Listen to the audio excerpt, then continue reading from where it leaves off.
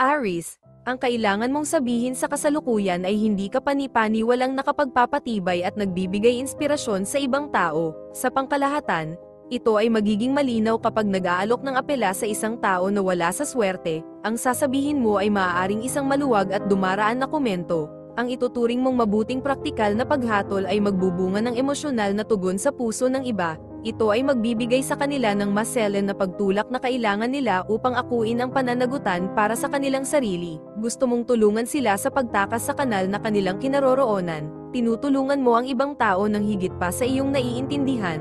Lucky number 5, 18.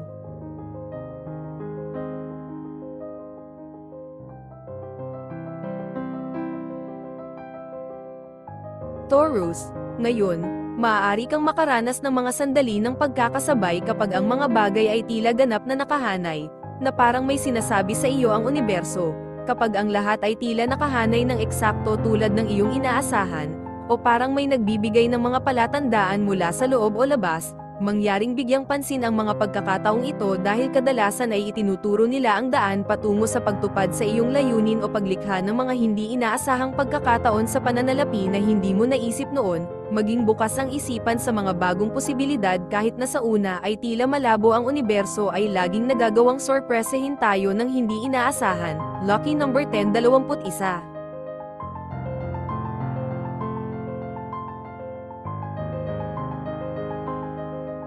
Gemini, sa engranding cosmic tableau, isang magandang pagkakatagpo na nagtutuon ng pansin sa mga potensyal na hamon sa loob ng masalimuot na dinamakan ng iyong santuaryo. Ang pagkakahanay na ito ay nagpapalawak ng isang imbitasyon para sa isang may layuning paggalugad ng mga nuanced na elemento na humuhubog sa kakanyahan ng iyong domestic space, na nagpapaunlad ng mas mataas na kamalayan sa mga thread na masalimuot na hinabi sa tela ng iyong pang-araw-araw na buhay. Habang nagsasama-sama ang mga cosmic energies na ito, ang mga ito ay nagpapahiwatig ng isang pivotal juncture, na humihimok sa isang maselang nabigasyon ng mga hamon na may nakatuong pagtuon sa pagiging sensitibo at isang malalim na pag-unawa sa mga intricacies na nilalaro sa realm na tinatawag mong tahanan.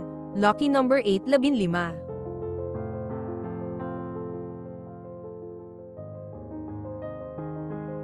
Cancer, ang isang hindi inaasahang pagbabago sa mga plano ay maaaring mukhang hindi maginhawa sa simula, ngunit ito ay magdadala ng mga bagong posibilidad kung mananatiling bukas ang isip mo dito. Sa pananalapi, ang hindi inaasahang gastos ay maaaring mag-udyok sa iyo na maghanap ng mas abot-kayang pangmatagalang solusyon.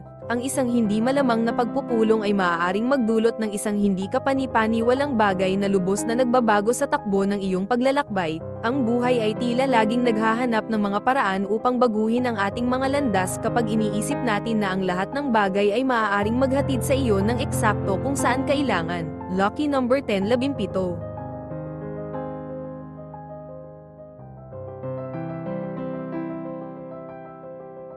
Leo, ang pagtanggap sa sarili ay nasa core ng empowerment, kaya ngayon, ito ay tungkol sa pagtanggap sa lahat ng bahagi ng iyong mga kalakasan, kapintasan at lahat. Ang tagumpay at kaligayahan ay hindi nakasalalay sa pagiging perpekto sa halip. Ang pag-aari sa ating mga di kasakdalan ay maaaring maging napakahalaga sa mga oras ng pakikibaka at hamon. Maglaan ng ilang oras ngayon para sa pagmumuni-muni marahil ay masyado kang malupit sa paghusga sa iyong sarili, iwanan ang hindi makatotohanang mga inaasahan at yakapin kung sino ka sa mismong sandali ng oras. Lucky number 23, 33.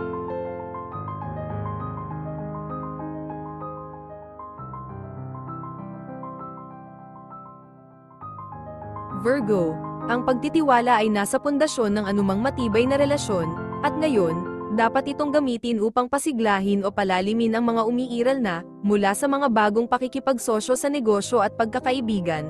Mahalaga ang maliliit na pagkilos ng pagiging maaasahan, maging sa mga propesyonal na setting kung saan ang pagtupad sa mga pangako kahit gaano kababa ang paggalang. Ang mga pinansyal na pakikitungo sa pagitan ng mga mamumuhunan sa mga joint venture ay nagtatatag ng tiwala. Ang iyong pagkabukas palad ngayon ay maaaring mas makabuluhan sa isang tao kaysa sa iyong napagtanto na ang pagtitiwala ay nabubuo sa pamamagitan ng pare-parehong pagkilos. Lucky number 22, 36.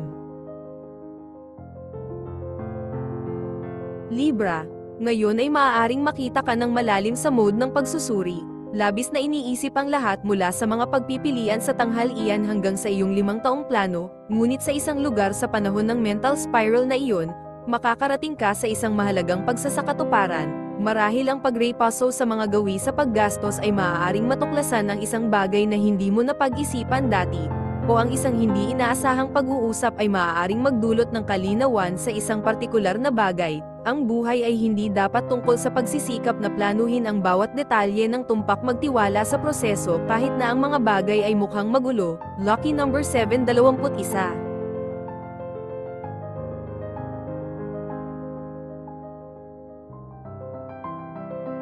Scorpio. Ngayon ay isang energy boost na nagpo-promote ng focus at determinasyon, na nag-aalok ng mga ideal na kondisyon para magsagawa ng mga proyektong nangangailangan ng disiplina. Ang isang sitwasyon na dating nakakatakot ay maaari na ngayong mapangasiwaan, salamat sa iyong na-refresh na kahulugan ng kalinawan. Sa ekonomiya, ngayon ay isang angkop na sandali upang mag-ipon at magplano para sa mga pamumuhunan sa hinaharap, habang ang mga personal na relasyon ay maaaring makinabang mula sa bukas na pag-uusap. Magtiwala na ang pananatiling nakatuon sa iyong mga layunin ay haantong sa makabuluhang mga resulta. Lucky number 13, 45.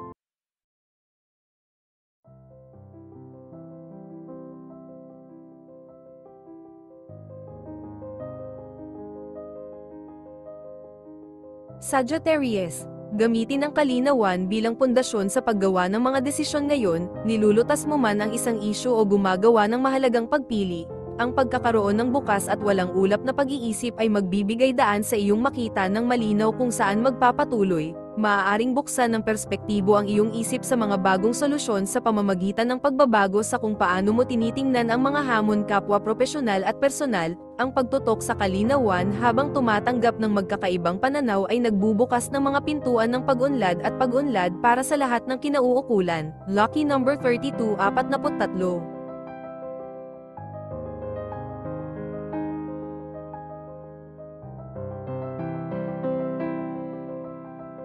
Capricorn. Ngayon ay isang pagsusumikap na mapanatili ang balanse sa pagitan ng pagiging produktibo at katahimikan, sa iyong pagsusumikap na mahanap ang perpektong kombinasyon sa pagitan ng pagtatrabaho ng husto at pag-unwinding sa pagtatapos ng araw.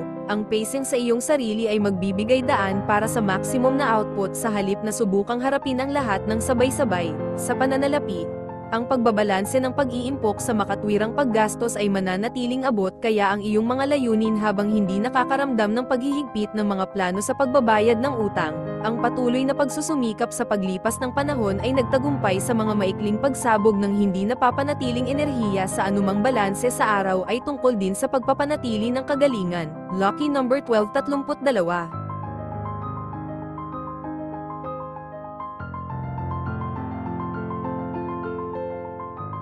Aquarius.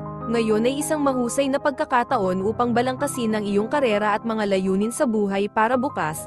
Planuhin kung paano pinakamahusay na maisakatuparan ang mga ito, at magtakda ng mga mapapamahalaang milestone sa daan. Ang pagtatakda ng mga tiyak, makukuhang mga target sa pananalapi ay maaaring magbigay ng kalinawan. Ang pakikipag-usap sa mga mentor o kasamahan ay maaaring magbigay ng napakahalagang insight at mga bagong diskarte na maaaring maging instrumento sa pag-abot sa kanila ng mas maayos sa takdang panahon. Ang estratehikong paghahanda ngayon ay magbibigay daan para sa mas maayos na pag-unlad. Lucky number 43, 21.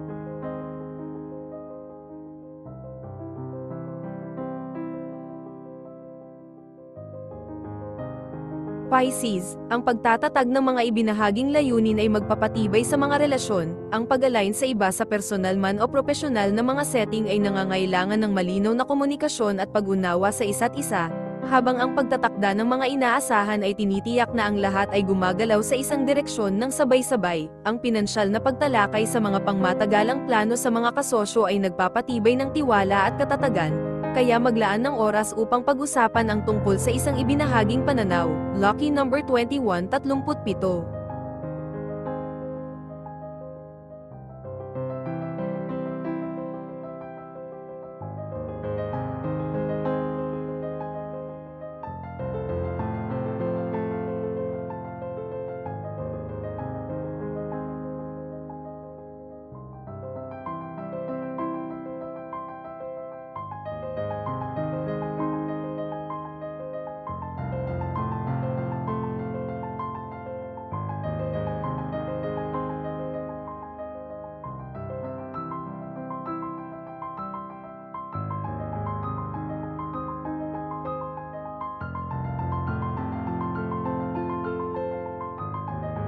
Para sa mga patuloy at palaging nanonood sa aking channel, salamat at pagpalain kayo.